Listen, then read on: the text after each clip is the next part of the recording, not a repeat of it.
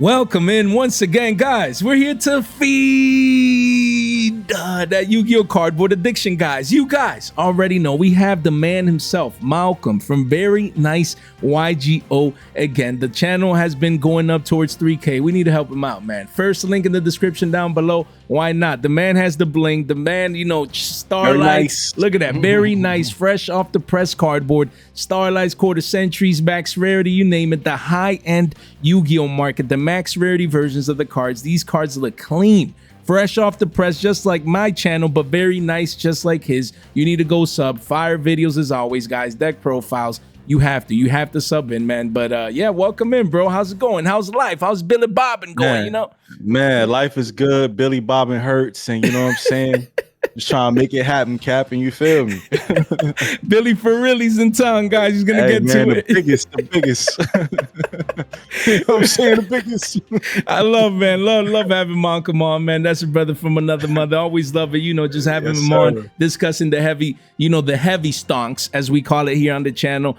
Just to mix things up. Love it. Love collabing, love bringing, you know, great content creators on, guys. So make sure you subscribe. You have to, man. The man knows what he's doing with these deck profiles, gameplays, just always mixing it up. Even day in the lives. Just love the content, man. The vlogs and everything. You guys can't miss out. Of course, bro. And we have Mulcharmy Peruli, a card that is hot. The card in itself is hot. This is the quarter century secret rare Max Rarity. Look at that. Look at that shiny piece of cardboard, man. Wow. Very nice. Yo, look at that. That looks clean. Wow. Fresh, man. Look, and price wise, you know, it don't look that good. You know what I mean? I mean, right now, again, we're heading into reprint season, and the highest and the Max Rarity version was 260s and now is 185s, as we can see here. You know, overall, the life cycle of this card has been in an uptrend, but right now the card is crashing down to this low pivot right here because people are going to have prismatic secret rares in their hands. Of course, those are going to have terrible pull rates, but still, people are like, oh, let me sell these because I can have prismatics now. So what's your vantage point? You owning the quarter century secret rare, as we saw from the Infinite Forbidden, you own the first ed OG. You know, when you see reprints like the 10s, are you like, you know what, let me get more prismatics, let me get rid of the high end, or you just like, nah, I'm a heavy stonker, I want the Max Rarity no matter how many reprints come out? Or what's your thought process with regards to that? Well, as a heavy stonker, I can honestly say, like I tell everybody that I meet when I do this, I didn't get into Yu-Gi-Oh for money. So whether it goes up or down, I really don't care. It's like it's like part of the collection. You know what I'm saying? All right. But as far as prices crashing and stuff like that, I don't really like feel the effects. I mean, yes, I spent what I spent. Like Jay was there, he was the catalyst into me buying. I was gonna buy them, but Jay was the final catalyst in the say so. You guys can go check that on the vlog. It was like a while ago. It's when me and Jay first met. But I paid $150 for the QCR for Valuation. So even though they dropped, I'm still like at least at a $35 profit based on what is it? How much? That's crazy. Yeah, still, right? Yeah, 185 still. So you're up like a $100 on the playset still. Yeah, crazy. But I will say, like, you know, when you guys are buying these Max Rarity cards, like, you're gonna lose money, bro. Like, but you're not gonna lose as much money as if I had secret rares or whatever like that. That's a great point. You're gonna lose money. It's just and the same thing with stocks. Like, if you look at these as like NFTs or stocks, like they're gonna, bro, you're gonna lose money, bro. But you know, you could sell when it's high or whatever, or you could just sit on your stocks and just let them grow, because at some point, like I tell everybody, even though all this stuff is dropping, at some point all of this stuff is gonna be worth money. The high end, it's gonna still be worth money. You know what I mean? We saw $60 ultimate rare Kaises from like 10 years ago, 11 years ago, go to like $700, and now they settled at a price, but they still high as hell. You know, so you know, that's my take on it. But we still eating over here, baby. You know what I'm saying? For sure, all day, every day. Love it, man. Love it, and it makes a great point. You know, as always, again, the sell pressure comes in when a reprint comes or when reprint season comes. But then after 3 months, 6 months, 9 months, and we move away from the prismatic secret rare reprint, maybe even if it gets a Starlight, because the potential is definitely there on a Rarity Collection 5. But you know what Malcolm is saying, you know, 6 months, a year out, 2 years out, when you invest into the high-end market, it's not like willy-nilly short term. Like, oh my God, I bought a $200 card, but in a month I might decide if I want it or not. No, it's more like an actual investment, like long term. Like if I'm picking this up, you know, price is not of that much relevance in the sense that I just own the Max Rarity. And yeah, it could go through some retracements, different part of the cycle. You know, people come in, sell pressure, they panic sell, the card is down, what, $50, $60, $70? Yeah, it is considerable for a high-end card. But at the end of the day, it's more about that long-term view with cards like these, especially when they're heavily used. They have high utility. They're a meta-relevant hand trap that everyone still needs. Even if the prismatic comes out, people want, maybe the lower end if they can afford those, but people still are going to want the high end. So I expect a rebound for this one after the reprint cycle comes through with the tins. Then we have Dominus Purge. Again, I believe Perulia and Purge as well will be, look at that. Man, very nice. It just hits, man. Every time he shows that card, it hits, man. We're addicted to the brown. You guys already know. Addicted to the brown and the green. And the green for sure. You know, my two favorite colors, green and brown. Yeah, brown and green.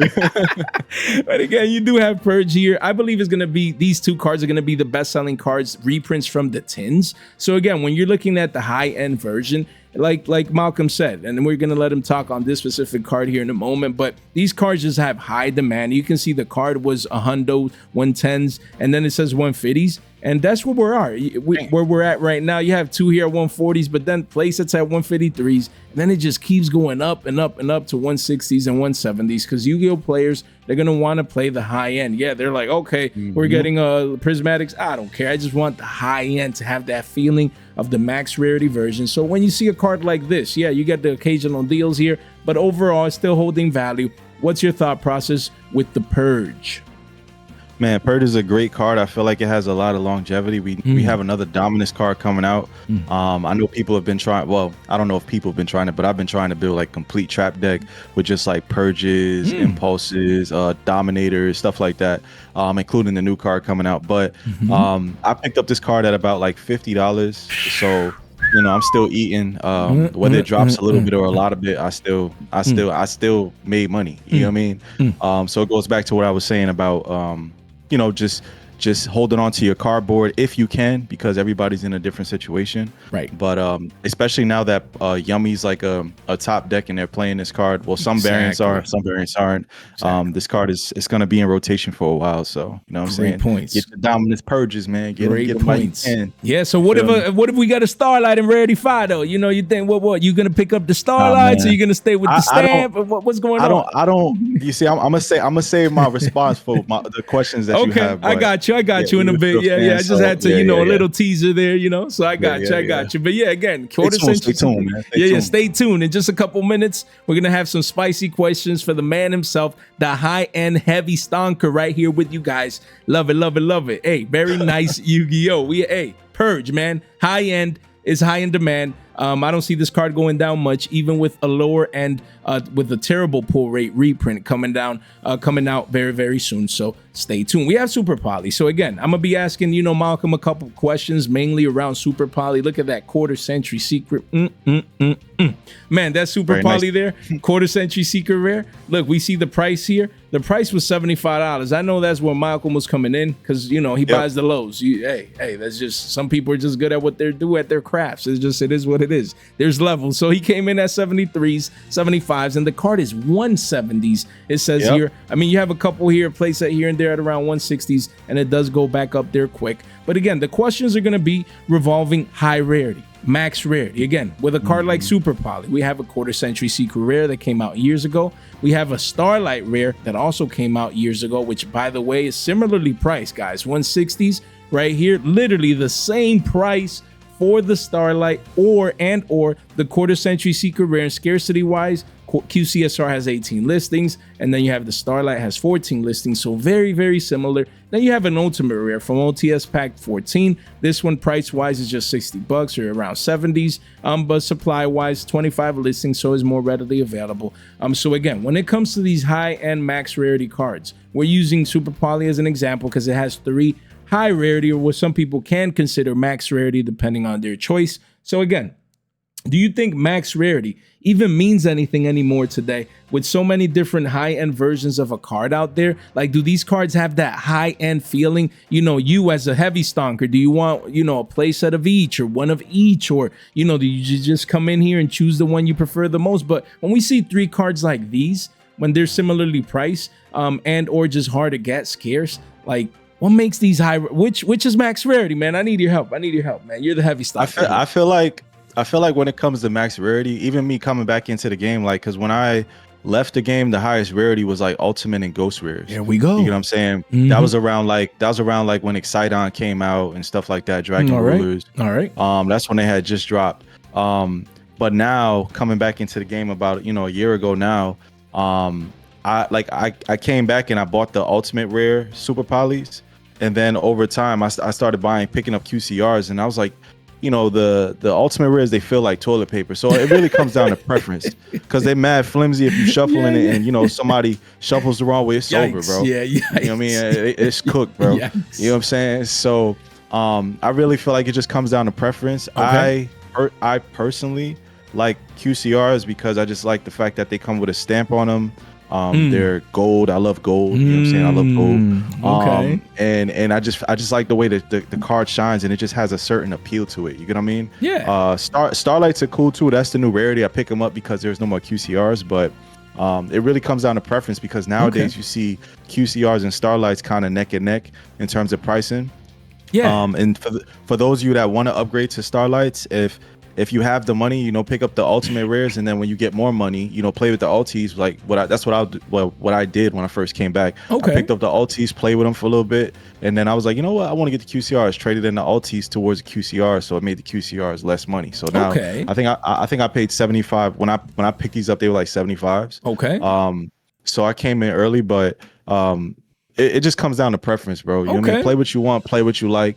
Some of my profiles that you see on my channel, I might put Max Rarity in the title, and I might not have like a CR, and I might play the Prismatic because I think the Prismatic shines more. But somebody might be like, "Oh, that's not Max Rarity, stupid. You don't have the CR." No, but that's that phrase is key, because that's what I'm trying to decipher nowadays. That guy coming in and saying that's not the technical Max Rarity, and now it's even hard to know what technical Max Rarity is. You mentioned the keyword preference, and one of the other questions was, do you think Max Rarity has become more about personal preference than actual set standard like before? So back then in Yu-Gi-Oh, it was more like a standard, like way back, it was secret rares. Like there was no discussion, there was no like, but I prefer the ultras. No, you're Billy Bob. Yo, secret rares, the Max Rarity. It is what it is, right? Then we started having more rarities, and now we have the rarity collections where you also have prismatics like luxury rares, then you have ghost rares and OTs and QCSRs and starlights. So again, you did mention the keyword preference. Do you believe that there should be more of a standard where you have that knowing, that feeling like, yo,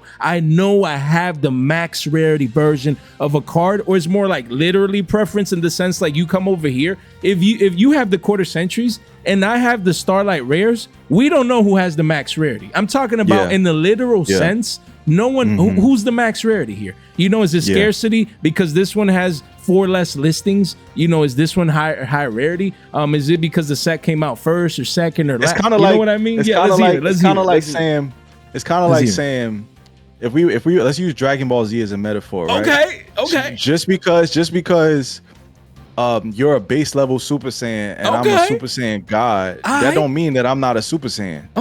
You feel me? Your power level just a little bit higher in terms of price. But that don't mean I'm not a Super Saiyan, right? No. So if there's a $2 Starlight, which there are in the new set, and you have $150 Starlight, or you have the version that's more money, does that mean I'm not Max Rarity? No, it doesn't. It just means that you paid more money, and you know what I'm saying? Like it kind of comes like a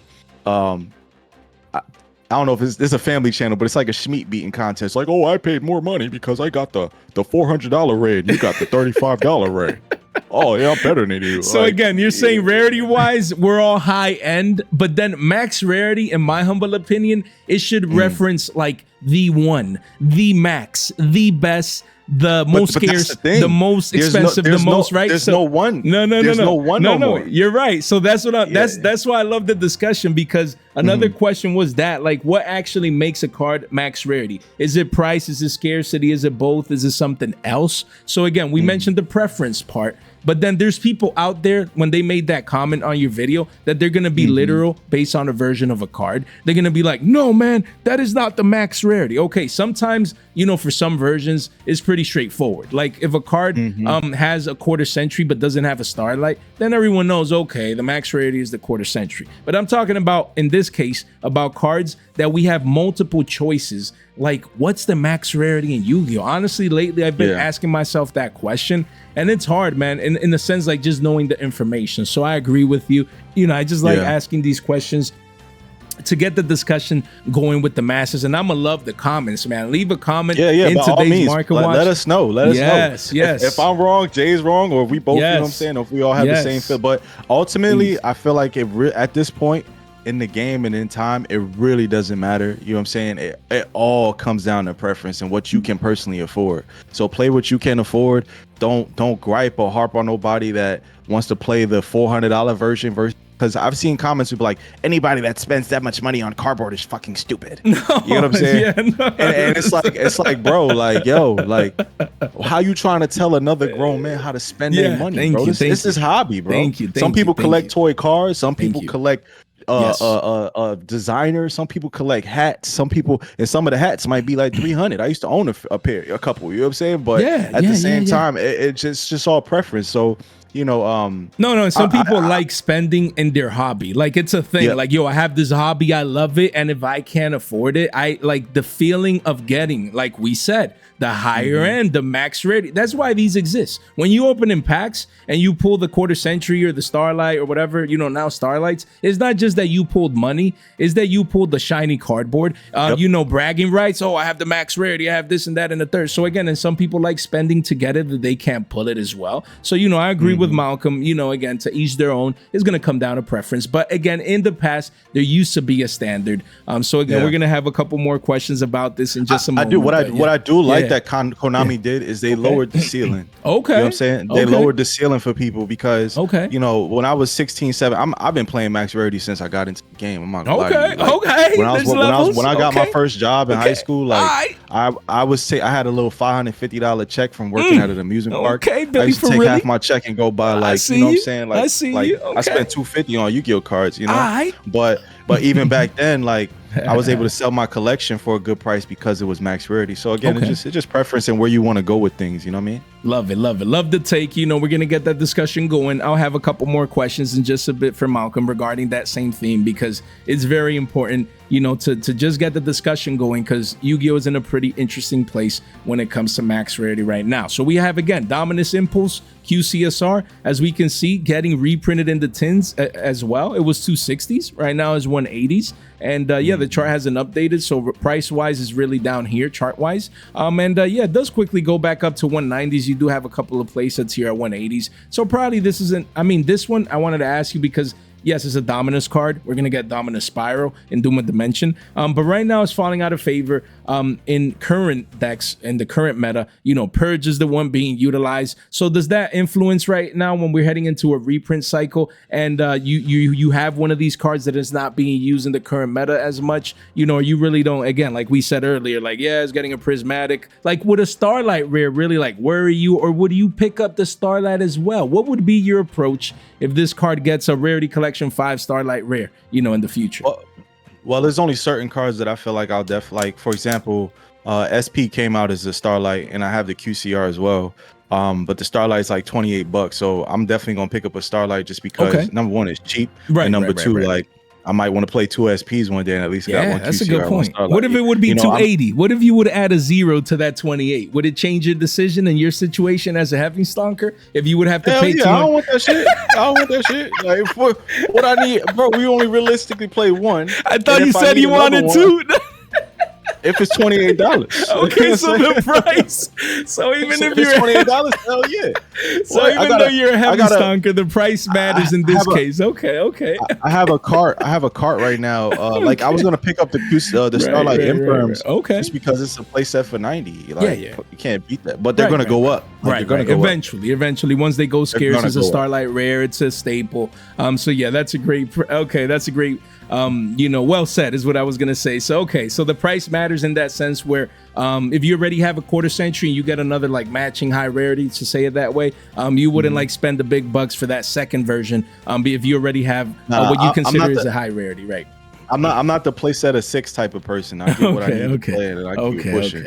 I see. If I get it for $3.99 for the free ski, okay. There we go. Love it. So we have songs again. You know, this card is actually moving down in price. It was 133, so you can see the beautiful. Is that Euro? That looks clean, bro. That looks man. Yeah, you know. Love it, man. Look at very nice.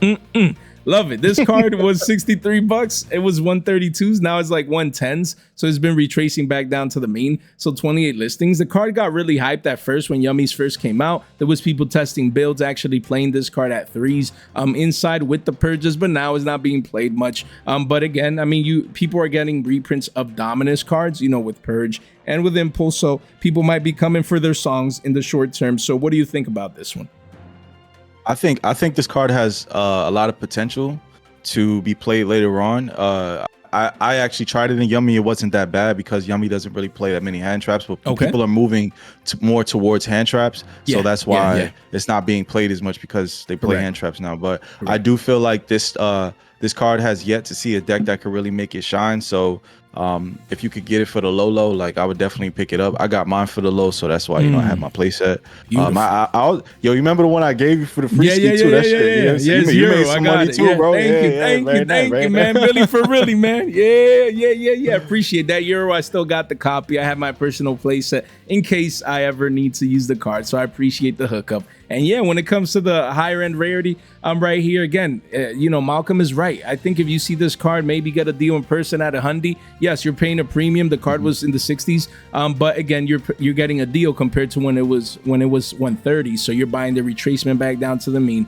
I think $100 is good for this one. So don't sleep on this high end version, and it came in Alliance inside as well. So shouldn't get a reprint anytime soon. And then we have the couple more Mulcharmies with Fuwalos right here and with Meows. Again, these high-end versions of these Mulcharmies, Fuwalos being the one more staple-ish compared to Meows right now. You know, everyone needs 3 of these cards. And this is the QCSR that used to be 390s. 400, man, not too long ago. And it says it's crashing down to 350s. But right now we're around, you know, 325. So going down from 400s to 325s goes to show that even the high end, again, it receives sell pressure. Even if the, you know, reprints, again, this one got a rarity collection treatment. So of course the supers, ultras, it was more readily available, but still, look at that. You have one at 300, cheapest trading right there cards. That's true, you know, because it's $25 deal right there. That's not bad. But playsets are at 325s. So when it comes to Fuwalo, same deal. It got a rarity treatment and getting reprinted in the tins.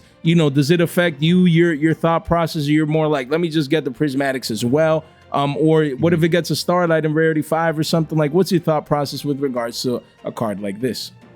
Man, I'm chilling McMillan, man. I'm chilling McMillan. I spent 380s on per copy. So what are we at, like 300 to 320? So I roughly lost about $60, something like that. But it's a staple. At the end of the at the end, I'm about to say at the end of the day, I played in damn near every deck. Right.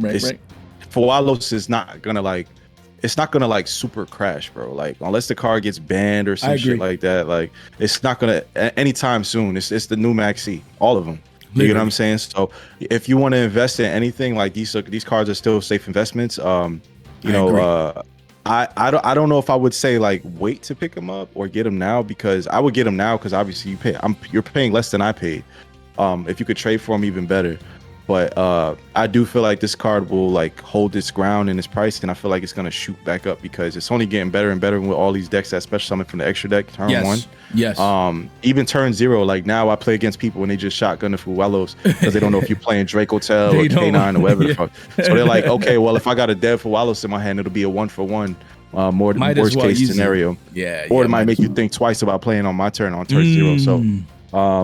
Yeah, well, it's a really good card, bro. So it's like if you want to invest in this card, it's a safe investment. Like I said, I spent 380s. So hey, man, you spending less than me. So I'm Billy Bobbin, and you chilling. Yeah, chilling McMillan. Hey, I mean the card right now is not about a ban for a playset. I mean, if you really need it, what a lot of people do worry about, and I'm gonna ask you this question, is that like we were talking about earlier, we have Fuwalos, right? But what happens when we get a Starlight? That's what people are worried. Like again, like we were saying, Max Rarity gets blurry nowadays, so people are gonna be like, yo, if we get a Starlight, this is gonna be the quarter century. Okay, is gonna be more scarce, but I feel like I could get a high rarity as well. Like I could sell the quarter centuries at 300, and then the Starlight is gonna be $50. So I'm gonna just go get those. You know, would that be the mindset, or will you just be like, nah, man, I got the stamped one, the quarter century. You know, Starlight do its thing. I don't care if it goes to 150. Because I feel like I feel like people start panic selling, bro. Like just because another rarity's coming out, don't mean you gotta hurry up and be like, now, okay, if you want to make a couple $, and be like, yeah, gotta, like, you know, but if you got to think about it, if a card is being mass released, right, and the 25th and the quarter century 25th stamp, whatever, is not going to be on the new versions, and those new versions just become like the run-of-the-mill everything every day that you see in the wild, this is going to have more value. Yes, you know what I'm saying? So it doesn't matter, like just like QCRSP, it dropped. I spent $350 on mine and dropped to like 2 something, I think. Yeah, it was 2 something. Let's actually check it out here. Little Night. Yeah, this is the where is it? Right here. Look at that. This one is free falling to it's around 240s really. There's the one of panic selling, but around like it's around like 250. Yeah. So it's like, you know, just because it's a Starlight don't mean I'm gonna move my QCR. I mean, I could do that. You get what I'm saying? But I feel like long term the QCR is gonna be worth more money because like you said, it's scarce and it's stamped. So like people are sleeping on that stamp, bro. Like right now in the short term, like people are like, on I don't care about no stamp, no quarter century. Starlight looks better. I just wanted at $30. Just chill. Just hold on, brother. Chill. Tell them patience wins this game. Stop sweating. Tell them, man. Chill. Tell them patience wins this game. That's all they need to know. You see? Let them know. Okay, so that was a great question. I wanted to ask you. Just there's a reason why it's a virtue. There's a reason why patience is a virtue. Tell them, man. Tell them. Let them know, man. It's one of the key virtues of life. Let them know. And then the Meows, there's not too much to talk about this one. I mean, other than the fact it was 220s, then this one has a combination of falling out of the meta plus getting a reprint later on in the year, not in the tins as most people probably think, them Billy Bobs out there, but later on this year has been announced that it is getting reprinted. So right now it was 180s, now it's at 130s, 33 listings. So yeah, it'd be crazy to see this actually go down into the double digits. Not saying that it has to happen, but the potential is there. The closer we get to the reprint, this card is at all-time lows. But this one, just goes in part with what Malcolm said about Mulcharmies. And you never know. You know, we'll probably get another Mulcharmy at some point. And when that happens, people are going to want to collect the other Mulcharmies as well, especially the high end. So, I don't know if you have anything to say specifically with regards to this one. Yeah, I waited on this card because for a while I think it was like at 226 or some shit. Yeah, it was at 220. And I just didn't see the value in the card because it's not like a staple like Purulia and Fualos. So I recently picked up these for about like 160. So I lost like $30. All right. But you didn't buy the tops, at least like 220s, 230s. No. It's not that hot of a card to do that. It's another Mulcharmy card. That's why it's worth anything for real. But it's not like oh my god, like every deck is summoning from the graveyard in the banishment. So it was cool when Malice was around and it was heavily played. But as of right now, I only picked up 2 because I only play this card at 2. I will never play 3 of this card. Yeah. So then like if it would keep going down and you still just want to pick up the play set, then at least you're gonna get that third copy. So it brings the average down. So that's great. That's great. Exactamundo. So perfect. Okay. So yeah, great take when it comes to the Meows right there. So guys, first link in the description down below. Come fast track each and every single card that we're talking about today as we see the volatility with these high-end prices. And again, we're going to actually host this giveaway right now with Malcolm. He's going to give one of you guys here some good luck. So thank you. Just want to say thank you. Again, the channel just cracked the 10K mark, and just for the support, not just on X, but everywhere that you guys have been so supportive. So again, we're going to be selecting one winner here for this playmat. So again, we're going to be shipping that out soon. So we're just going to put this here. And as usual, we just go ahead and actually select, just let the picker, the giveaway picker, do it automatically with one winner. We do let me see, bonuses, no, blah. Okay, everything is said no. So hold up. I just gotta let y'all know, if my name pop up on here, don't be mad, all right? Okay. Hey, we manipulating this AI. Malcolm's going to win. Hey, shout out to Trip, man. Your boy liked it. Hey, Trip is gonna win it, man. Let me make sure I control the AI, man. To hook my boy Trip can't win, man. He just won the YCS, man. Yeah, he showed us a playmat that's worth like $800. You know what I mean? He can't win, man. It's for the small people, man. It's for the little man. Look, for Mr. Clean, right there, yeah. Yeah. The emoji that's like this, that's what it's for. The little people. Love it, man. There's 35 participants. Thank you, for everyone that participated. So let's do it, man. All right, a countdown here. We had to do the giveaway, on the collab here with Malcolm to get his reaction, winning the playmat. One, very nice. Drunkarebo. Come Look get at your that shit, name. man. Come get your shit, man. Come on here, get your shit, boy. Drunkarebo. You know what I'm saying? Look What you at drinking, man? The Carebo off the Don Julio. You know what I'm saying? The Henny, man. Okay, Drunkarebo. Get your shit, man. You lucky I ain't win. You feel me? Look at that. Drunkarebo. Not a regular one. Yeah. The drunk version, bro. The alternate art, bro. Could you imagine multiplying some Drunkarebos? That'd be crazy.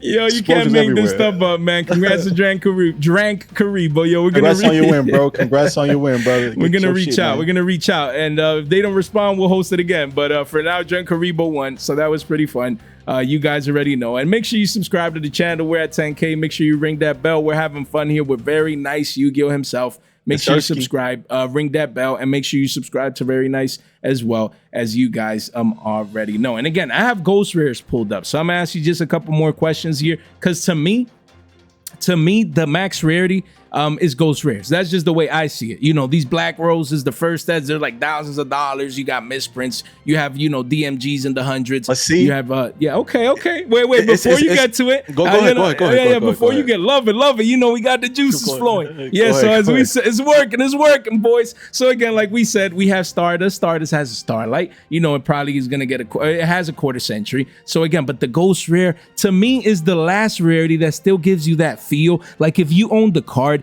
you still feel like you own a piece of history. You feel like you own something exclusive. You feel something that, you know, is scarce. I think it fits the bill when it comes to what something that should be Max Rarity. And most Ghost Rares, they're worth money. You know, for OTs nowadays, you have cheap OTs. Quarter centuries, you have quarter centuries from the tins. They're super cheap. Starlight Rares and the tins are also cheap as well. But Ghost Rares, even if they got printed in Ghosts from the past recently, every Ghost Rare feels special. Sure, you have Notoria Barkion probably at $10. You have a couple that are like 10, 20s, but most Ghost Rares are valuable. So to me, this is what I consider Max Rarity, and I love it. I'm gonna love the discussion, not just with Malcolm now, but the community. Let me know. So let's hear it. What's your take on that? And then I got a couple more questions for you. I would say Ghost Rares are the Max Rarity, but they're not in rotation as much. So if they did make them in rotation, it would be even better, because then they could make these limited in the packs. Like for example, if you wanted like a Ghost Rare Zuner or something like that, or Ghost Rare Snatchy, like people go crazy for that, just because it's like that chase card, and then you could charge way more for it. Like those would be the cards that hold the $200, the $300, the $400 price point, because it's like so hard to get. It's like a 0.1 or whatever the hell the percentage pull rates, pull it. But I do agree with you as far as like it being the Max Rarity chase card, but in today's meta, because they don't like print them so often, like it's hard to say, because they're not really in competition with what's being printed now. They're like, it's like, you know, if you play Edison, you know what I'm saying, you the juice master, but if you play in modern, it's like, okay. You know it's like you have a Max Rarity, unless playing Blue Eyes or something like that, or like a Dark Magician deck, you know, but like these cards you're not really going to be playing like that. That's a great point. The point of relatability. Like most of these cards are not relatable to the average, you know, competitive Yu-Gi-Oh player, so they try to do that with Ghosts from the Past. I think they were on the right tracks. I think we need Ghosts from the Past 3. That's just my humble opinion. You know, with more relevant, more meta relevant Ghost Rares, that would be epic. You know, or at the very least staples like a Ghost Rare Infinite Imperm, Ghost Rare Little Knight, you know, Ghost Rare Ashes, you know, all the Ghost Girls and Ghost Rarities. I mean, who's making these decisions? Konami, please give this to us, man. We need Ghost Rare staples. That would be epic.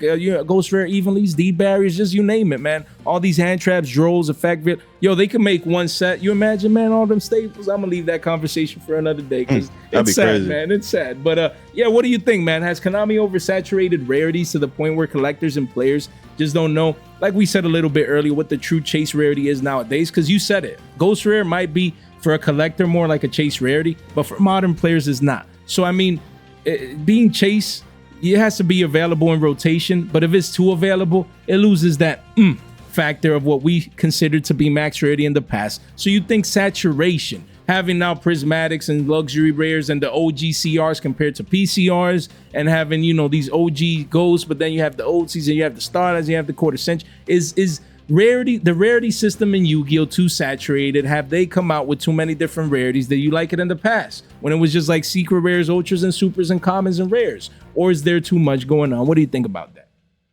I think I do feel like they kind of saturated it a bit. Okay. But okay. like I said, I feel like they lowered the ceiling so other people can have like, you know, a high rarity make it card. easier Okay. to right, exactly.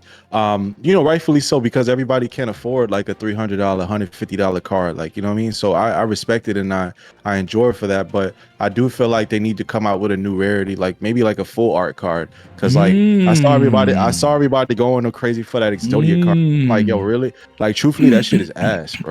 Like they could have made it like ultimate rare with that like framing and all that other stuff. It would look crazy as all. Let me see if I can find that. Yeah, keep talking. Let me see if I can find the picture. Well, one of my boys put the $200 version. I know there's like $1,000 version. I haven't seen the $1,000 version. World. Yeah, let me see too. Yeah. Let me see right here. Here it is. I got you, bro. So there's the Exodia World. This is the Emblazoned Ultra, and then this is the Emblazoned Secret. So right here we have the Ultra Rare. Damn.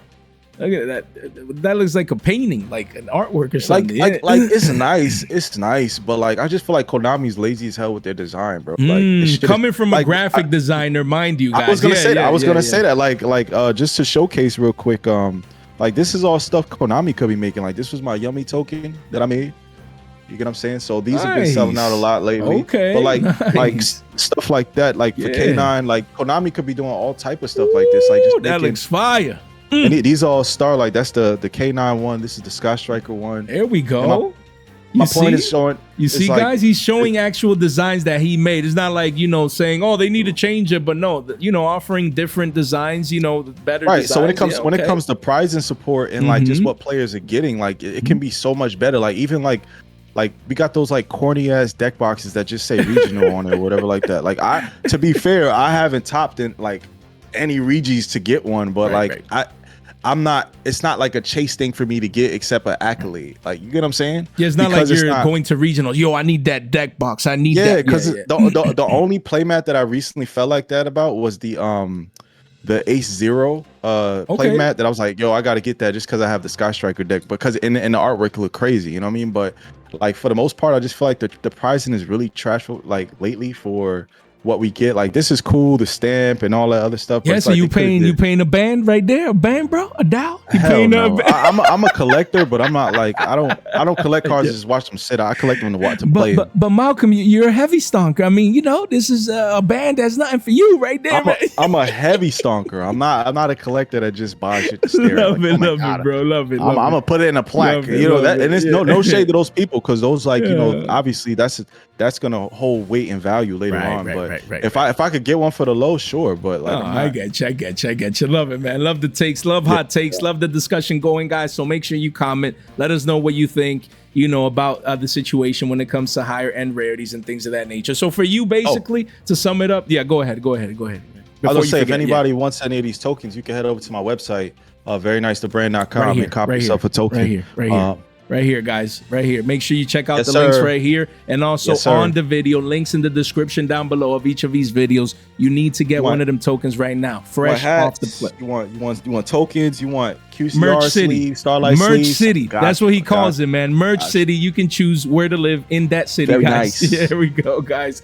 Love it. Great shout out. So for you said quarter century secret rare. Again, for you, that's the Max Rarity because of the stamp. You know, it gives it that factor, and it has all the other combinations where the high end, you know, some of these are expensive and things of that nature. Okay, for me, it's Ghost Rare. So for Ghost Rare versus QCSR is for you, Starlight. Let us know in the comment section down below, and let's get that discussion comment going. your favorite rarity. You know, some people say they don't like QCR because I can't read the name, but half of y'all same don't here. get the cards Same anyway. here. First of all, I can't read. I don't talk about me. I can't. Yes, Jay too. Jay don't read either. Talk about me. Yeah, I don't, man. I just look at the artwork. Okay, this is good. It goes in my deck. That's about it. Me too. But love it. So with that said, the tins, a heavy stonker like you, we're getting the tins coming out pretty soon, actually later this week. So you as a heavy stonker, again, you have the quarter century Perulias, you have the Fualoses and the Little Knights. You already said where you have your heavy stonker. You have the Max Rarity, high-end Rarity. So we're getting reprints. As a heavy stonker, when you see all these reprints, do you just prefer the first set OGs? Do you just prefer the higher rarities of some of these cards? Or are you looking for stuff from the tins, you see it like as cheap, especially the Starlights when they're comparatively speaking, high rarity as well? So let's hear your thoughts. So, I mean, I like picking up just nice cards in general. So, and then if they're nice, cheap cards, oh yeah, we in there. But just to go through this list real quick, show you guys or let you guys know all the Starlights I'm picking up. I'm picking up. I already have one Loving Defender in QCR. All right. I'm picking up 2 Loving Defender. I'm picking up that Goblin Gabanga card. 2 okay, of those. Goblin Bikers. Okay. Three of the Ancient Gear Smashers.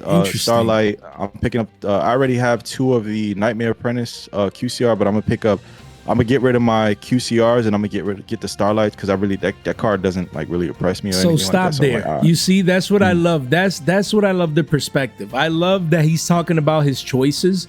Because coming from a heavy stonker, that's what I like to know about. The thought process, the mindset. I own what's considered to be the max rarity, the high rarity, but he's selling those, okay, that are worth more and picking with that money, recycling that purchasing power in the sense into another high rarity, and that is cheaper. So love it. Love the thought process. I just wanted to, hamper on that there real quick, but keep going. What else? What other goodies you're getting from the Starlight Rares here?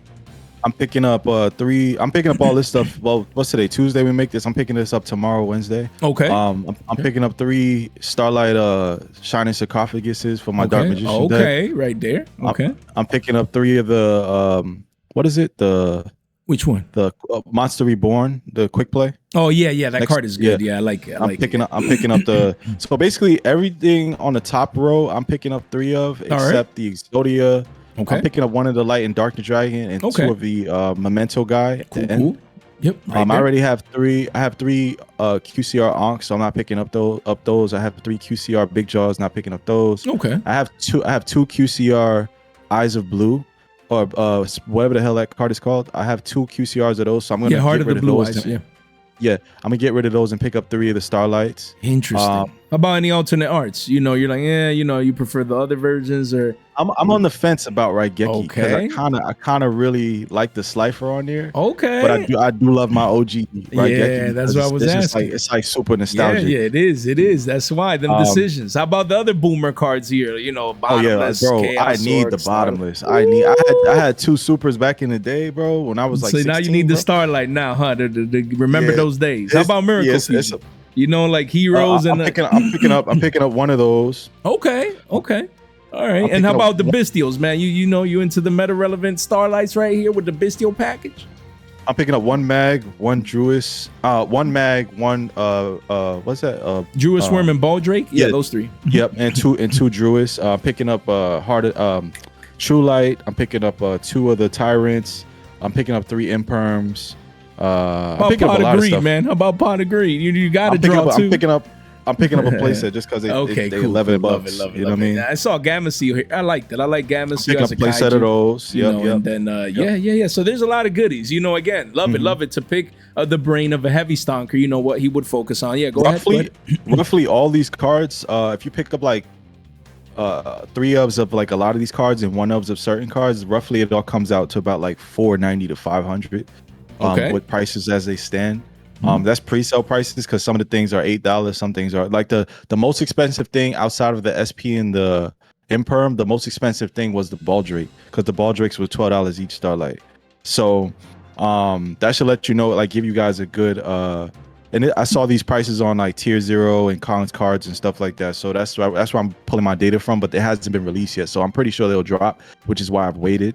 Yeah. I mean, when you go in for pre-sales, you might pick up stuff you need to play or like stuff you think that might go up. So again, usually I stay away from pre-sales. But for the tins, I came in, I saw we talked about it in yesterday's live stream. And I saw Chaos Sorcerers at $3. $3, a Starlight. Yep. I'm like, let me get my playset because I play 3 of my different boomer decks, and that's it. So I came in, I got a couple cards. I usually don't buy pre-sales, but again, I bought cards that if let's say Chaos Sorcerer is less than 3. Oh, Jay, hey, it's $1.50. You're down 50%. Okay, let me finish the R09. You feel me? Like, let me average in. Let me it's called the position of strength. Because what if Chaos Sorcerer reverses and it's 10 bones? I don't want to be like, damn, I need 3. Now I need to pay $30. No, I pay 10. It's readily available. Very specific plays. Not like, oh, I'm just willy-nilly. I want all these cards. I'm buying everything. No, that's not the point. But I get it. When people come in for pre-sales, usually I don't. Like, if ever, but when I see boomer cards, I'm like, they got me, man. Your boy's a boomer. I'm like, hey, bottomless, Chaos Sorcerer.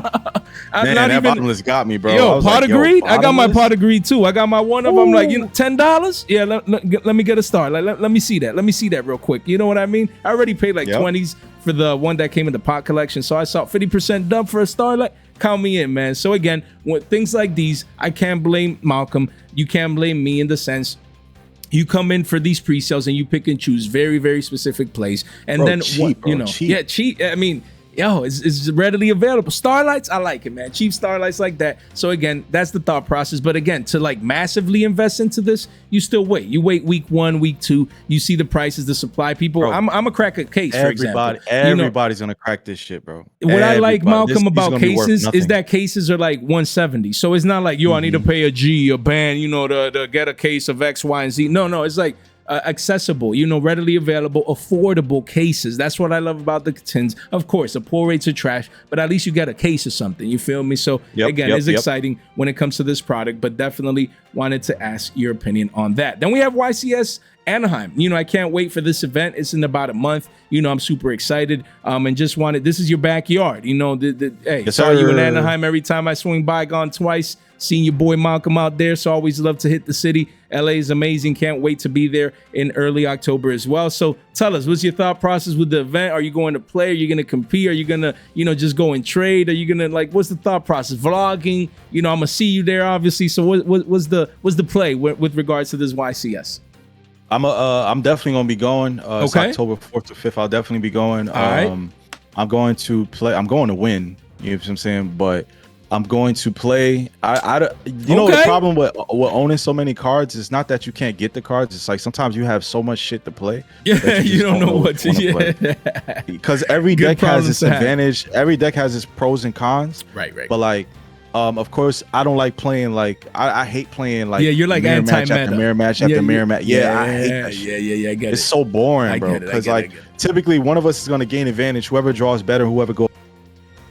That's it. You know what I'm saying? Whoever gets to the side deck cards first, you win. Right. You know what I mean? Like speaking on the YCS that just passed, like it was cool. The finals was cool, but like to see the opponent lose to a Tikaboo and a draw, I'm like, bro, that's okay. In Worlds, I respect it, bro, because it's a lot of grind and hustle. Yu-Gi-Oh, the way Yu-Gi-Oh was supposed to be played, floodgating me to win is just crazy, bro. Yeah. The Maxis, and I get it. Even though it was banned, but like I saw in Master Duel, they were playing and Maxi, really hampered the opponent from doing a lot of things. So, I get it. Those floodgate cards, because your opponent flips a floodgate on you, especially if it's a one-off, it sucks. But like going to these major events, like losing to shit like that really sucks, bro. Yeah, it's hard. It's hard, and especially people that travel and they pay. I mean, for you in this case, it's your backyard. You're like, I'm already home. Yeah. Let's go. Let's hit the YCS. But there's people like cross country spending hundreds and a couple G's, a couple back. Let's go to the event. I'm gonna play, and then they flip a floodgate. And you're like, I mean, again, it's Yu-Gi-Oh too. Like this is part of the game. You know what I mean? Like I just was telling somebody earlier. I was talking about Harpy's Featherstorm. And they were like, yo, the people that play that card, I'm like, whoa, I actually play that shit, bro, on my side deck. You feel what I'm saying? Why? Because if unfair cards are available, we're gonna play them. But it just sucks that that's a part of the game to where like it doesn't matter how good you are, bro. You flip a Tikaboo and you drop a draw, bro. And you playing a certain deck, it's over. Hey, what we gonna do is that we gonna play Goat and Eddie Edison, bro. You got your decks. Am I gonna play you at Anaheim? Bro. See, everybody keep asking me that. Bro, what you waiting on? Everybody's like, yo, when you gonna build when are you gonna build it, man? When are you gonna build it, bro? I need to clap you, bro. We gonna clap you and Eddie Edison, man. Yo, come on, man. Nah, man. I was the GOAT back there too. Nah, we don't do what's the GOAT. We do, we need to see it now, man. Yeah, I was a champion back then too. Listen. When I pick up an Edison deck, y'all gonna see the strongest T-set pass ever, bro. Yo, look at this. You see this right here? I need this, but you and me right here playing Eddie Edison's and playing GOAT format. Boomer formats, bro. Let's do it. Yo, we ain't scared, man. man. I'm gonna tell you what I'm building too. I'm gonna pull up some old. I have some old deck profiles from my old YouTube channel from back in like 2009, 2010. That's what I like to hear. I'm a boomer. All of the edits and stuff is on that channel, so I'm gonna start taking those profiles and reviewing them and remaking them. Like, I was heavy into Frog Monarch. You so see? I'll probably do something with it. Let's go. I'm hearing it. He said in here on the channel he's gonna build Frog Monarchs. Remember, Jay wanted to smoke. I do. We ain't scared. He wanted to smoke. Hey, this is what we live for, bro. Love it, man. We come from the Northeast, man. We already feel the energy. You know how we do, man. I'm excited already because I'm a boomer at heart, man. I'm a boomer. Sir. I love having time to play, not have to watch someone play for 45 minutes. You know, we get some interaction going on, but I'm a boomer. So you guys, cut me some slack, but love it. But yeah, I'm excited for the event, man. I'm excited. As you guys can see, it's going to be fire. And last time I was in LA, like, it was insane. Like the people out there, so if you see us, if you see Malcolm, if you see me, come say hi. It's always fun to interact with the community. I cannot wait for the event. So there you go. And then we have Juu. Again, Malcolm wanted to focus on the latest and greatest, the meta relevant cards, the high end, the max rarity. Most of the cards that we're going to be talking about today are some of the Starlight rares that came in Juu. So again, to get started here, we have Yummy Snatchy, the Starlight rare, and then we have Cupsy Yummy. We're going to touch base on these. Look at that. Wow, look at that beautiful Snatchy right there.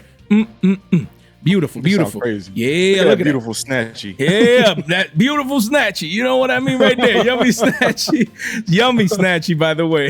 Again, Starlight Rare consolidating here at $45 right here, and then the walls are 49. So, again, it's affordable max rarity compared to past, where you had to pay hundies to get these cards. So, yeah, we have Snatchy and we have Cupsy here at 42s as well, consolidating. It does go to 50s at the bottom of the page. So, what's your thought process with these Yummy cards, the Starlights, where they're at right now? Let's hear it. Man, I was telling Jay I wanted to talk to you guys about this because it's a perfect example of heavy stonking and just heavy stonking going wrong. You heavy stonk and get bonked. You heavy stonk and get bonked. You feel me? So I during pre-sale I pre-ordered a lot of this stuff because my thought process was like, these are gonna be like some of the hottest decks of the format. Everybody's gonna want the cards, etc. So for Snatchy I paid 112s when they were up there, like on pre-sale, and then for Cupsies, for all the like little guys, I paid about $96 each for each one of these. So as you can see, I lost like 50% of my money on every card, and then I got hit with a custom. So not only did I spend $3,100, but then I had to spend $608 for a custom fee. So you know what I'm saying? But it's like I said, like if you love your hobby, it's part of the game, bro. I told myself after buying all these cards that I probably won't like heavy stonking, like buying like OD cards again for a while, because the way I'm seeing the game goes, like Konami's like printing up, and people are buying a lot at the same time. So being that they're printing a lot and people are buying a lot, like there's gonna be a space where you're gonna lose money. You know what I'm saying? Just so like Jay says, patience wins this game. So I would just highly be impatient. Certain things, like if you see a hot card coming out and it's a low price, like let's say if Snatchy was Starlight $40 like on pre-sale, like you should probably buy it because it's probably gonna go up. My thought process was like, okay, it's 112, it'll probably like land at about like 90 or 80, so I'll lose like $20, $30. But it's a learning experience, and like sometimes the most you have to take expensive L's to learn expensive lessons. You know what I'm saying? This set was it wasn't an L because I have my cardboard, but you know what I'm saying, we love the brown, but I do love the green too. You know what I'm saying? Beef and broccoli. You know what I'm saying? Yeah. I mean, look, you would have had two of them things and still $10 for an ice cream. Bro, so, don't remind me, bro. I'm still feeling No. All right. I'm sorry. No, but on a more serious note, we appreciate you sharing that. It's all about experiences. Some you win, some and you lose some. And I just love hearing people's stories. Of course, you don't want to love, you don't love hearing people lose money, but again, you live and you learn. So again, with a card like this, it doesn't matter if it's high end, low end, or whatever. Usually, at least here on the channel, that's what we go by. We go by patience wins this game for the most part. And then, I mean, the thought process going from 112s to 90s or 80s, that's pretty reasonable, honestly. But again, usually I just like looking at the charts. And again, bare bones minimum, of course. You already had the card. You used it for your video. You've been having value out of it. Yeah, go ahead. And for everybody that has the opinion of like, oh, I would never do this, I would never do this. Like everybody, like you guys have to understand, like everybody has a certain niche, everybody has a certain circumstance, and everybody has a reasoning behind what they do. Your lifestyle and your reasoning might not align, not even might not, it just doesn't align with mine. And a lot of people, I made a video about talking about purchasing from a certain place, and a lot of people had a comment in their opinion, which I appreciate because you guys made the algo go up and I got paid from the video. But at the same time, a lot of y'all ain't never spent no 3 bands or had to pay a $600 custom fee. I know I've never had to spend a $600 on a custom fee. So from that standpoint alone, it's like it's very hard to listen to the takes that's it's all about relatability. We're not doing the same things. You're not building a channel, you're not building a certain kind of collection. We're not doing so, you know, when you see heavy stonkers or people buying cards, and understand people buy things and do things for different reasons, and everybody in this community should just respect everybody's bracket and level that they're at, and just enjoy where you at, and like just like and like take the game. Because you can learn a lot from a heavy stonker the same way I learned a lot from Jay as a penny stonker. You get what I'm saying? So I like there's like a lot of knowledge and growth both ends that could be had. But you know, I feel like everybody just has to stay in their lane. We get it. Stay in their lane. Yeah, just stay in their lane. There's people, if I'm penny stonking out here, I can't be mad at, you know, Malcolm for going in deep into the heavy stonks and, you know, hating on them. Nah, man, to each their own. There's different rarities for a reason. There's different tax brackets for a reason. You know. Again, some people have more money, I would say this: as much as it looks cool, just remember, a heavy stonker. For a heavy, it hurts, bro. Everything we spend hurts, bro. I don't know why people think like, oh yeah, you know, go just pull $1 off the tree and we'll spend it. Like, it hurts. No, for sure. You know. No, it hurts. And we love what we do so much, and we love the games and collecting so much that, you know, it really don't matter. You know what I'm saying? If you love something, you're gonna indulge in it, bro. Period. Love it. Hey, and again, love the stories. That's what I love. Again, with Triff, when we had him on, we heard his story. You know, now with Malcolm just dealing with, you know, the latest and greatest and with the meta. That's what we love when we collab here. Yes, we're gonna talk about the markets, but all in all, it's all about the story so that we can live and learn and pick up, you know, from lessons. Sometimes you lose money. Other times we showed cards that he bought, you know, $60 songs, and now it's 110s, 120. So again, you make money, you lose money, but at the end of the day, we live and we learn. And again, when it comes to this particular you know, Yummy Snatchy, again, we keep it simple. Usually we stay away from pre-sales. Then you have usually the flash crash, the initial dump, just supply, people that bought cases, big stores opening a bunch of these, and then usually we just wait for the consolidation. So right now, you know, is when I would buy a card like this. Of course, the card hasn't been out for like a month, so I would have missed out. Great time to buy. Yeah, I would have missed out on using the card, on, you know, recording a video on it. So again, there's value that you can get out of a card. Yeah, you might lose the monetary value, but like Malcolm said, there's other reasons. You know, if he recorded a video, he extracted value out of the card in that way, in that manner. But again, usually what you want to do, if you can, is wait for the consolidation. That does not mean that the card at 45 to 50s, it can't crash down to 40s, it can't crash down to 30s. Yes, it can. But at the very least, you're giving yourself the best shot to buy the sideways market before a potential either further dump or further pump. But again, usually consolidation is when you want to buy, because now everyone that really wanted it has it. And now you come in at the low lows and you pick up this card. So great lesson to be learned. And mark my words, when Doom of Dimensions comes out, this card is going to go up 1,000%. Yeah, with the new support. So again, that's also the thing. When Marshmallow comes out, it's over. That's also the thing. Sometimes you have to watch it go low and to very low prices compared to when you come in. But you never know. The market, you know, can V-shape recover and it could be back up to 100. So again, you know, it is what it is when it comes to cases like that. But again, really appreciate you sharing your story with regards to that. And again, we do have Cupsy. I wanted your thought process, because this card is $43 for the Starlight Rare, and then we have the CRs. The CRs are 37s, 38s, 40s. Oh, shit. So I need your opinion. Like that should tell y'all what y'all should be doing right there. Look at that. Getting the Starlight. No, for sure. I agree 100%. But again, you see, Max Rarity doesn't mean the same nowadays. Look at that. This is a Max Rarity, a $5 difference. Like when and where, bro? You never used to see that, you know, in the past. You know, honestly, I would just be picking up the Starlight right here, right now. So it's just crazy to see. things like these. Get it while it's $40, because again, this is the best guy out of all of them. He's the best one. He's is he the cutest? Okay. What's the cutest one of y'all? Put in the comments, man. What's the cutest one? It's either Cookie, Lollipop. I think Lolly's cuter because he got the little poncho on, the little lollipop. He has an accessory. I like all of them. So yeah. Let us know which one.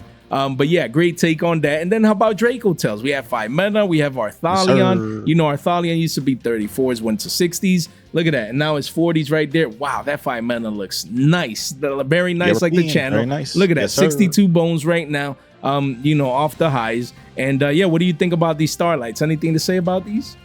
What did I spend on 5 mana? I think I spent 60 on 5 mana. Okay. Yeah, I think I spent 60 on 5 mana. All right, I spent 98 on Arthalion, and I think I spent 50 on Lucius. You know what I'm saying? But out of all 3 archetypes, or all 3 different decks that came out of Juu, Dracotail is my favorite. Interesting. Because it's extremely splashable, and the mechanic for the deck is crazy. Like Arthalion being able to recur hand traps and stuff like that is just ridiculous. You know what I mean? Interesting.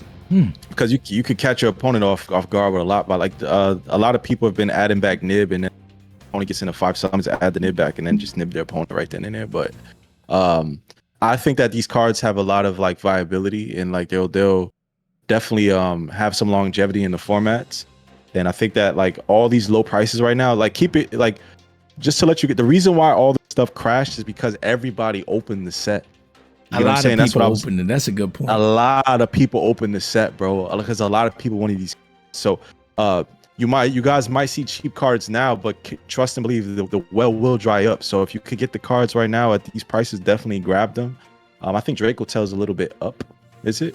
Well, yeah, when it comes to 5 mana here, I mean, the card was 47 bones and went to 73, so it was a big jump. Now it's retracing back down to 60s. Honestly, I don't think it's bad for the long term, especially for the high end when it comes to 5 mana, which is the main piece of Dracotail. Arthalion as well, is $40. The card went up to 60s, so you're getting a 20% discount. So I agree with Malcolm. If you waited for the retracement back down to the mean, if you need these 2 cards, no better time to pick them up right there. Wow, beautiful. Beautiful. And like Malcolm said, there was a lot of hype heading into Juu. So again, but then there was a lot of people that invested into cases. And when there's just too much supply to not meet the demand, then heavier retracements happen for sure. And then you have Rahu Dracotail. In this case, the CR is the Max Rarity. This card has been up only. It was 36, went up to 80s. So do you have the CRs? Did you get the CRs? I do. Yes, sir. I got him for 45. So you see, guys. Sometimes it's towards the downside, but other times it's just spiking up, going parabolic for the Max. I believe this card. I believe this card will get a Starlight for sure. It's Branded Fusion, bro. It's too good. Eventually it will. Broken, I don't see it happening in the short term, but yes, I agree with Malcolm. This card will eventually get another high imprint, and the artwork is insane as well. As you saw on Malcolm's tokens that look very, very nice. Yes, sir. Just like the channel right there. Look, ooh, man, that looks fresh, man. Very nice. Then it says Dracotail right there. You know what I'm saying? Get yours at very nice brand.com. You need it, guys. You got to stop slacking and step your game up, man. We have K917 Azuna Starlight Rare. I think a Hundi is great. Personally, people sleeping on it. On the 1 month, the card has been going down like crazy from 130s to 100s. I always said the card would be. Wow, looks beautiful. We always said, look, hey, we said a Hundi right there, 39 listings. We said it would go down there, and then it does go towards 105s at the bottom of the page. There is massive, crazy walls of China here at a Hundos. That is an insane amount of copies. But again, we were telling people to wait to pick this card up at this price when you have the K9 engine. Look, this one has been going down, but case, as people start playing multiples now, look, the card was $23 and it looks marvelous right there, as you guys can see. $23, and now it's rebounding with volume. Look, you have one here at 30. If we refresh, that's gone probably. Look at it. Okay, it's still there for Malcolm to come pick it up now. So again, guys, the card is $40. After that, one of quickly goes to 50 for a $23 card. Is about to be up 2x. So when you have the K9 engine and then you have Lupus under 20s, what do you think about the K9 engine Max Rarity right now? Is a good time to pick up. It's an engine that people sleeping on. What's your thought process with the Starlight Rare Max Rarities? I feel like it's a great time to pick up this engine. I mean, I lost money with all this shit. Like, Azuna, I picked up Azuna's at 186. I lost Lupus, I picked up at 52s. I got 2 for 52 each. Case for K9, I think I got for like 40 or 50 or something like that. Okay, so look, it's coming back up at the very least. It's coming back up. Yeah, okay. Rippers, I got 2 Rippers CR. Those were like 50s. Okay. So, yo, at the end of the day, if y'all not spending what I'm spending, pick it up, bro. You know what I'm saying? Just pick it up, bro. You see, that means you're getting the deals right now after the cards are out right like now, a month in. You know, so again, you know what Malcolm's gonna do? He's gonna double down and pick up play sets now. You imagine? No, just kidding. No, I got play sets and everything. No, like additional play sets. That's why I'm messing with you. No, you see, you're like, you know what? I need to bring down my average price, man. If I bought case at 100. Hell no, I learned my lesson, Jay. I'm chilling McMillan, bro. Oh, you're like, you chilling McMillan? Okay, hey, we live and we learn. We live and we learn some way, somehow, man. We need to live to fight another day. We have Vanquish, so Holly Sue from Duelist Advanced right here. This Starlight Rare, we cleaned this up. Janny Tour style. We can see here it was 233s, you know, and now the card is crashing down to all-time lows at 166s as Yu-Gi-Oh players move on to the Yummies of the world, move on to the Dracotails of the world right here. And then we have the CR Soul Raisin and the CR Stake Your Soul. So what's your thought process on Max Rarity Vanquish Soul right now as people are moving, you know, to different decks? The ban list is around the corner. What's your thought process with Holly Sue Starlights and CR Max Rarity Vanquish Souls? With the Holy Sues, I think I spent 180s on them. Okay, all right.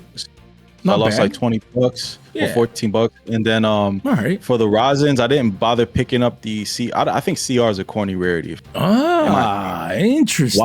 Why? Because once you put it in the sleeve, you can't see the texture, you can't see anything on the card really. So me personally, I went with the prismatic Euro prismatics. I think they look beautiful.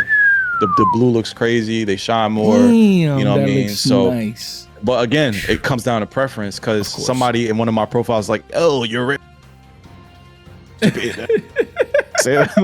But for me, I'm just like, okay, bro, I got my shit Euro Max Rarity. So. No, those are the ones that I would play, man. That looks beautiful. That just looks insanely beautiful. But again, these cards are crashing down. Volume is coming in as of late. The lower these go in price, people just can't see it at double digits. The card was 38s at one point. Crazy for Raisin. Stake Your Soul at one point on the yearly was $16, and now they're 80 still 80 bones, coming down from 90s. Insane to see a card that was 16, 17 bucks go up this high. But yeah, it's just the demand. It's just the demand when it comes to Vanquish Soul right there. Prismatic looks very nice. Those are the ones I would have, man. Those are the ones that they look really good, bro. Yeah, they look really good. They look just like your channel. My opinion, but hey, literally, there you go, guys. There you go. Again, we've been picking up very nice's brain here. We still have a couple cards to go through. We're already an hour in. Insane. Collab's just going long. Again, especially asking questions, just picking, you know, the person's brain. That's why I love these. We provide that additional value. Collabs go long. Good collabs go long. You see? There we go, guys. Jay hasn't have a bad collab. Yeah, no, for sure. Good collab go long. There we go, guys. So first link in the description down below. Come sub to the man himself. You know, 3K is just around the corner, man. Just around the corner. Make sure you check out, you know, the Death Row Records, man. If you don't want to see your super dancing all in the videos like Jay, come over to Death Row Records, man. Love it, man. That's why I love these collabs, man. Malcolm's my guy. You need to sub right now. It's all about energy. It's all about smiling. It's all about having a good time while talking about the passion that we love, which is Yu-Gi-Oh, guys. And again, make sure you check it out. That's my guy. You need to sub. And make sure you subscribe, you know, to your boy at 10K. Make sure you ring that bell, like the video as well. Would gladly appreciate that. None of this content is official financial advice. It's for entertainment purposes only. Come over here, join the Discord, join X, get your free $15 over here and whatnot. Do not miss out. Oh, look at that beautiful doggy, man. Beautiful. My son, man. This is Poet, man. This is my Yu-Gi dog right here. It looks beautiful. We need to slap him on the card, man. We need to slap him on the card, yo. No, I might do that. That'd be hard. You see? Told you, bro. You need to. Hey, we need to see the dog on the token, man. I'm telling you, man. Beautiful. The gray, bro. It's gray dog. Like, gray animals are not that common. So, you know, usually it's like brown and black and white, you know? Poet came from Korea, y'all. Yo, that's crazy, yo. He's a toy poodle. That's beautiful. That is beautiful, yo. Okay, he's an immigrant. Okay, so you know they coming for him. No, you imagine Ice coming for him. I just crazy. I had to. No, but God bless, beautiful dog, brother. And yeah. So again, we had the Starlight Rare. We talked about the Crow. We talked about the quarter century secret rare when you were last on the channel, and now we have the Crow right here, and then we have Bell Starlights that already have Starlights and quarter centuries. Of course, these cards can get alternate arts at any point, so that's always a possibility. But yeah, when it comes to hand traps and high end, you know, like DD Crow, you have Ghost Bell, and then we have Effect Vealer as well. Starlight Rare, core set Starlight here that used to be 250s and now it's 140s. You know, are they attractive to you? You know, when you see these high end Starlight Rares, or you just like I already have the stamp, like you said earlier in that case? I mean, like when it comes to like one of my boys, he's a vendor. He was trying to convince me to get Starlight Rare Crows, and I'm like, bro, like, who cares? Who cares if there's a QCR? Who really cares if you like spend extra money to get the Starlight? I mean, like, again, this goes back to the Max Rarity question of what Max Rarity is, but yes, like, bro, I got the QC, bro. It looks amazing, and it matches with the deck. Like, come on now, like I it's all preference. It's like, do you want to read the name or do you not want to? No, you don't read anyway. So. Now, when you said you mentioned no, we don't read regardless. But you mentioned the key point when it comes to matching rarities. So now that we're no longer having quarter century secret rares and only Starlights moving forward, so you know it becomes where like the matching rarity would be Starlights, because you're gonna have cards that have Starlights but not quarter centuries. But most cards are gonna have Starlights moving forward. So yeah, how's that mixed matching work? You know, do you mind as long as you just have the high rarity? You don't mind? I mean.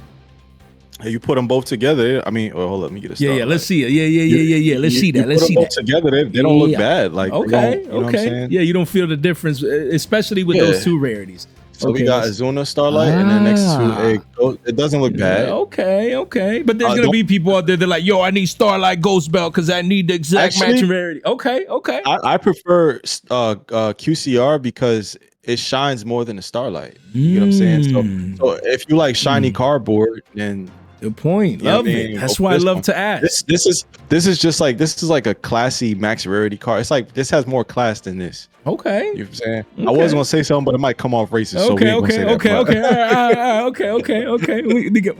got it. No. Sounds good. I mean, hey, at the end of the day, like Malcolm said, is all preferential, but great takes. You have DMG, the Magician's Apprentice right here from Alan. This card is receiving a lot of demand because a lot of people are trying to build the new, the deck now that we're getting the card, Shining Sarcophagus reprinted. This card was 112s. Really?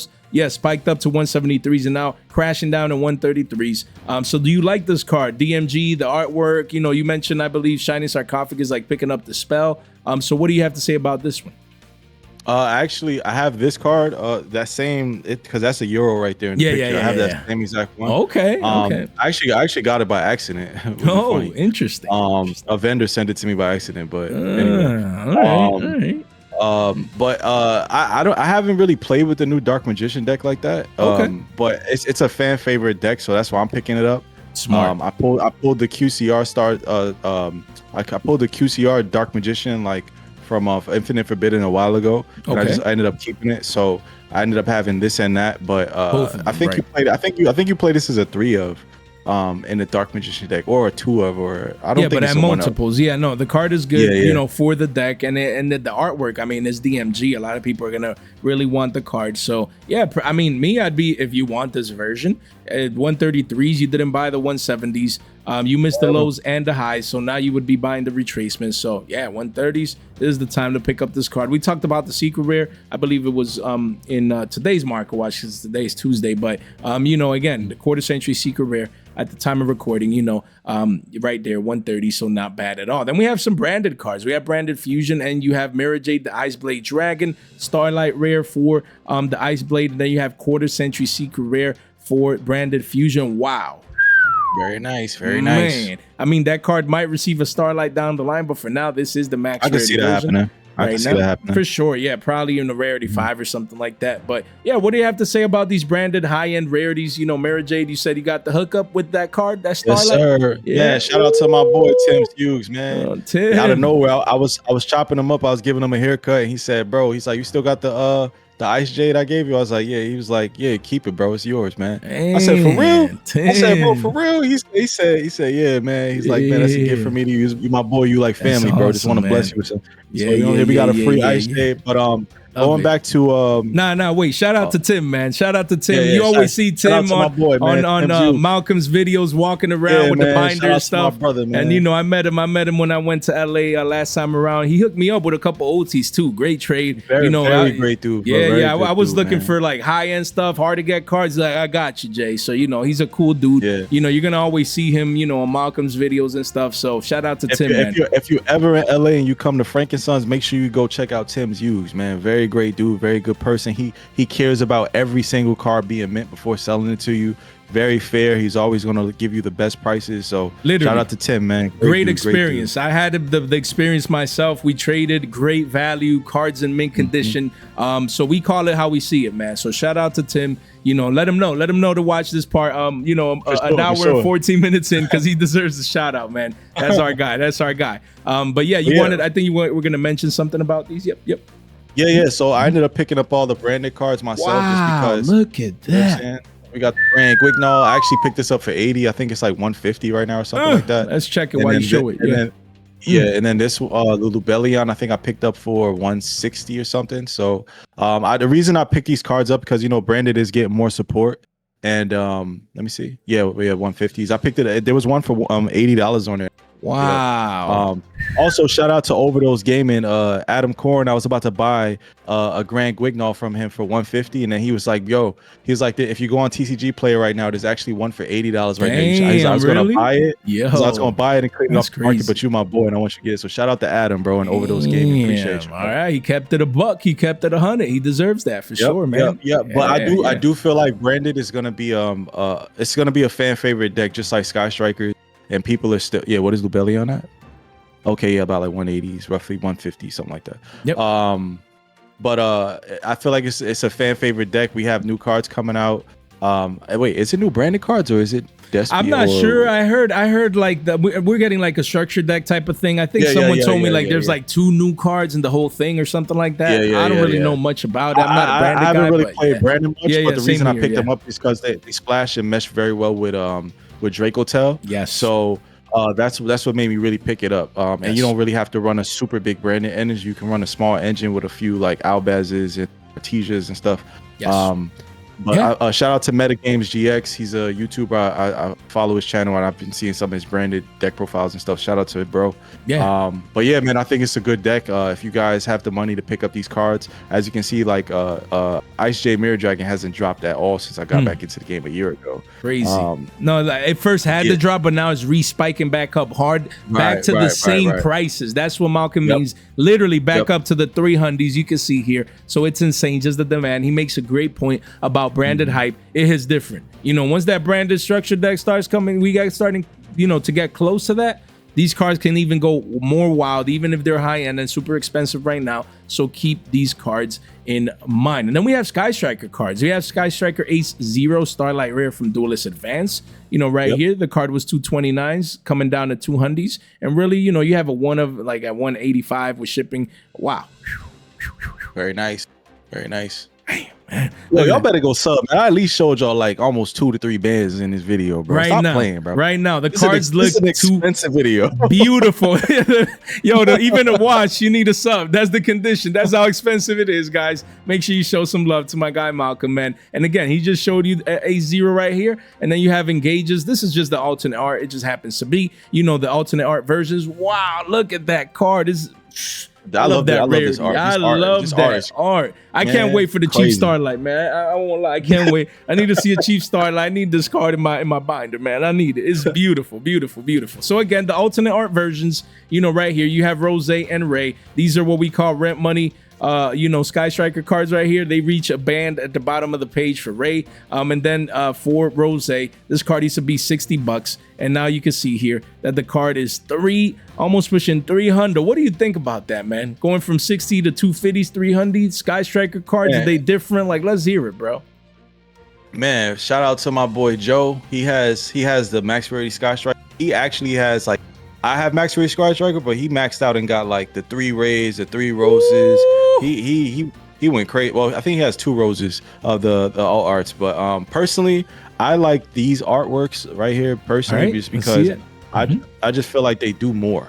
Like, this artwork is crazy. This, as an artist, as a graphic designer, this just looks crazy. I want to get these in euros, so if anybody has these, hit your boy up. Yes, sir. And then with the rows, I feel like look at the other rows that you was looking at. Yeah, this one right, where is it? It was right over here.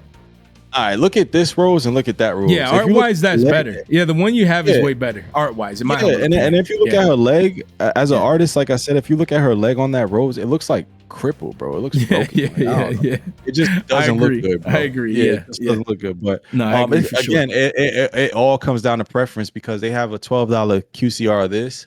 I just got the Starlight because it was Euro and it looked nice. So you get what I'm saying? So you could just it's you pick your choosing, you know what I mean? But no matter what you pick, you know what I mean, you're gonna be happy with your purchase because that's what you wanted. Yeah, you know? And look, it's cheap, man. Right? That's a great playset for $35, bro. That's like $100 a playset. That is not bad. The card quickly goes up to 45. So listen to Malcolm giving one of you guys that sweet deal if you're looking for the card for a playset. But yeah, Sky Striker cards, they hit different. You know, there's a big community out there. Konami loves Sky Striker cards. The community loves Sky Striker cards. So definitely cool, you know, to show these high-end Sky Striker rarities right here. And they do look beautiful. Great personally, artwork. I believe anything that's a fan favorite deck is a great investment. Good point. Because they're gonna, like, Konami shows it mad love. They keep making new shit for it. Sky Striker's not done yet. They still got more cards coming out. In Literally. Camellia. And then people go back. That's a great point. Once the new stuff come out, people like to go back and pick up, you know, what they forgot, or where they couldn't, or now they can't afford it before they couldn't, and just things of that nature. So definitely keep those in mind. And then lastly, we have Black Rose Dragon, and we have IP Mascarena. Just want to talk about these cards, as they have the OG Starlight rares. These can always get like alternate art Starlights and reprinted. But yeah, it was 200 for the Black Rose. Right now it's 160s. You know, after crashing down, but the volume has been coming in because of the new Black Rose support. And then you have Mascarena, a card that way back in the day used to be over a band, and now it's 300 right here. You need it for a band, gets you 3 right now. Crazy. But again, we might get the Starlight alternate art. You know, the alternate art quarter century that got reprinted in Rarity 2 might just get a Starlight one of these days, and then you're caught holding this back. So lastly, just to end it off, what do you think about Starlight rares like these that got alternate art quarter centuries and cheaper versions? Like, and you held on, like people holding on, especially the Mascarena, because, you know, you feel bad. You paid $100 for a Snatchy and it's just down like 50%. Imagine if you paid a over like a G5 or something and you see 300 right there. Damn. I'm not him. I'm not paying $1,000 for one card. I'll pay like a little 3, 2. So what's the most? What's the most you would pay for a card? The most, man. If they $500 for a card, would you do it if you really want it? Nah. You think about it. 4. Fualos was 4, so that's the most I've ever spent on a single card times. But all right. I like with these cards, they're cool to have, I guess. But right. I mean, I got the old art IP Mascarena Euro. That looks beautiful. The purples look crazy. You know what I'm saying? I'm an artist though, so I look at cards differently. I don't just look at the card and the price and be like, oh yeah, you know, let me see the yeah, that shit looks crazy in a Euro print. Yeah, it looks crazy. The purples look crazy. But I think that's the alt art should be the more expensive one if they're, you know, personally, because just look at the shit, bro. Yeah, art wise for sure. But again, it probably does eventually get a Starlight. But this one was one of the first Starlight rares, so it has that collectability aspect to it. So that's why it's a little bit different. But I get what you mean, like art wise and things of that nature. Yeah, I wasn't around when this dropped. I wasn't. Right. Yeah, it's been a minute now since Starlight rares came out. But yeah, great takes, man. It's always interesting, you know, to discuss the high-end markets. That's why I always love having my guy Malcolm on the channel. It's always fun. We're always smiling, laughing. It's always a pleasure. And you know, sometimes we make money, sometimes we lose money, but at the end of the day, I love hearing people's stories, you know, so that we can live, we can learn from them. So definitely we appreciate you sharing those stories here with us today. So you want to make sure, first link in the description down below, you know, you definitely want to subscribe. We already picked his brain for what seems like almost an hour and a half, also seeing those beautiful rarities that he owns, you know, as we talked about the cards. Always a pleasure having you on. And yeah, before we get out of here, man, any other you know, takes or things you want to, you know, on our way out to talk about here before we get out of here? Man. Thank you guys so much for having me. Thank you to Jay for having me again. You know what I mean? It's always a blast. It's always a pleasure. If you guys want any of the things that any of, you know, the dope merch that I showed off today, or any, you know, just want to chop it up or just come be a fan of, you know, what's going on here, by all means, come over, subscribe. You know what I'm saying? It's great people. Jay is helping me work on my Discord. I have it up and running, but I haven't been on it much. So definitely get more into the swing of things. One last thing I did want to say, I have been thinking about quitting.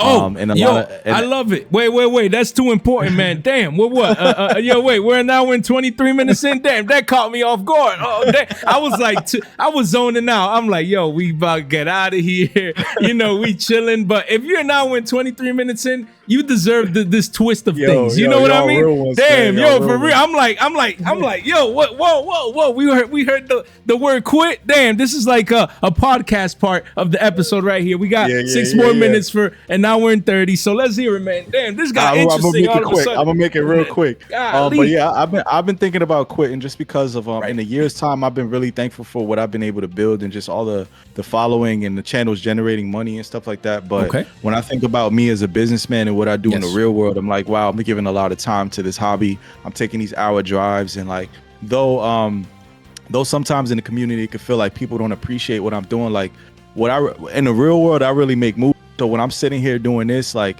I will like I don't know, I just needed to feel like not lucrative, but just more like I'm not spending so much. It's kind of like playing video games, and like, let's say you play a game for 3 hours, you like, damn.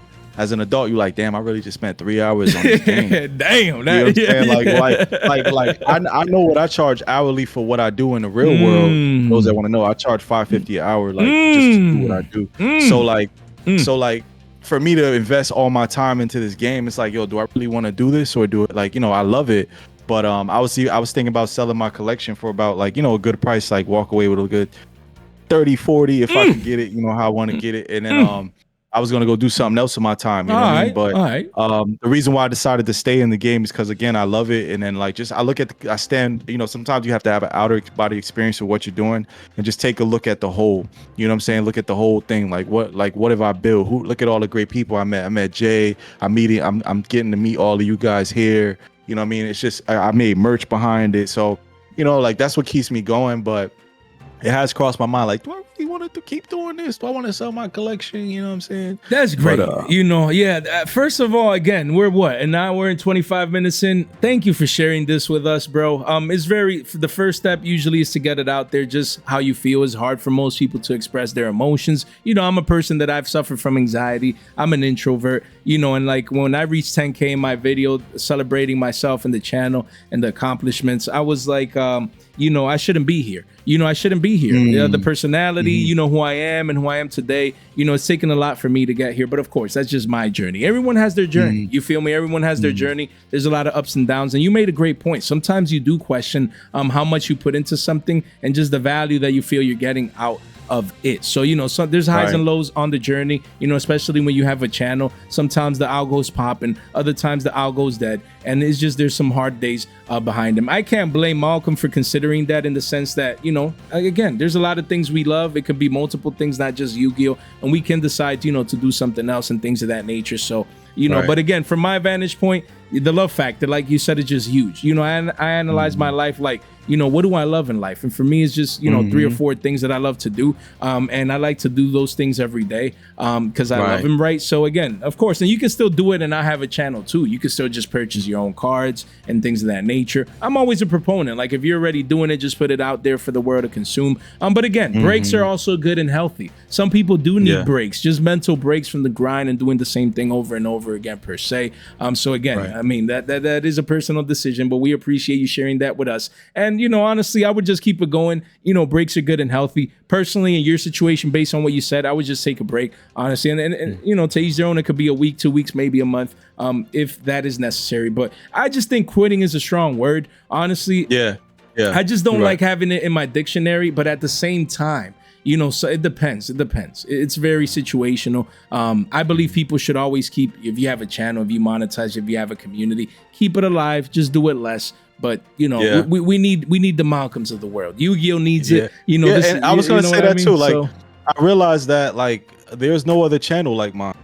Saying like I know that because that's why I create very big. I do my research and I analyze data. Sorry, yo, I'm having a brain fart. It's been an hour. Yeah, it's been an hour and a half actually. But like, I analyze data and I look at like what's going on before I start any business or brand. I look around and see what people are doing. Not necessarily be inspired, but just to make sure that what I'm putting out is fresh. Oh, just analytical. Right. Yeah. Right. So like, I plan on adding different things to the channel, but at the end of the day, as an adult, all of this is work. Like what Jay does is work. Like every day this man is getting up here to bring you guys markets. He puts together those tabs. Like y'all may not see what's going on, but this man puts a lot of work in. You feel me? So likewise, vice versa. I've made over 100 videos by now. And in a year's time, that's a lot. You know what I'm saying? Like some people don't look at it. Sometimes I even look back and be like, damn, I made 100 videos already. Like, yeah, that's a lot. You know what I'm saying? No, and especially your type of videos, and you drive to pick up cars. Those were a lot of drives. Those was a lot of money, a lot of gas. Man, I'm telling you. So, but like I said, I love it. I haven't fully decided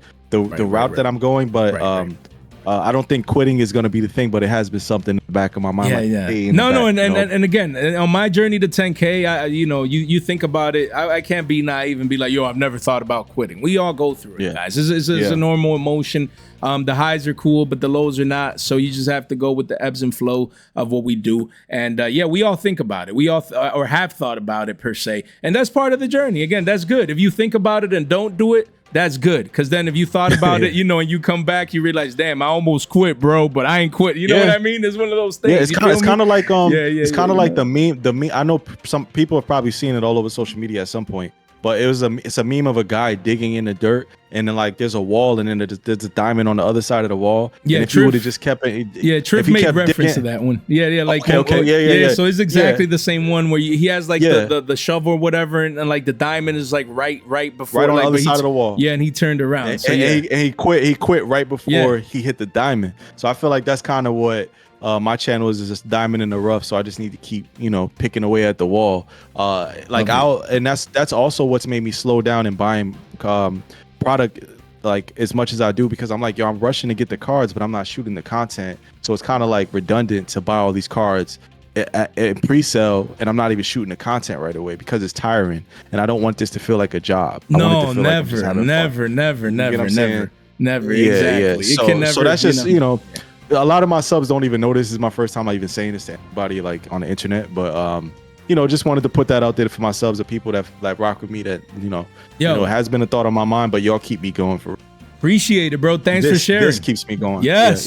So you're gonna keep going, guys, and you're gonna sub right now, man. I love genuine people. Sharing stuff is good. There's highs and lows in life. I've gone through highs and lows myself, and you too. If you're listening right now, we all go through something. That's why my favorite word is overcome, because we need to overcome so many different things in life to get to where we want to be. And this is just the beginning for Malcolm, the beginning for myself, for bigger and better things. So love it, bro. Again, thank you so much for sharing, bro. It means a lot here. Thank you. And let's be supportive, guys, here at the Yu-Gi-Oh community. Make sure you go sub. Make sure, if you relate to the story, let's show some love, man. And that's my guy, Malcolm, man. It took me by surprise, but loved it, because it creates genuine interactions here. And we need to be emotional sometimes, share with other people, and I believe it helps and is for the better. So yeah, with that said, man, again, much love for Malcolm, man, from Very Nice Yu-Gi-Oh. Always love having him on. We're definitely going to have him on in the future. Even if he quits, I'll bring him back for you guys, because I got that power. I got that power. No. I was pump faking. No. Okay.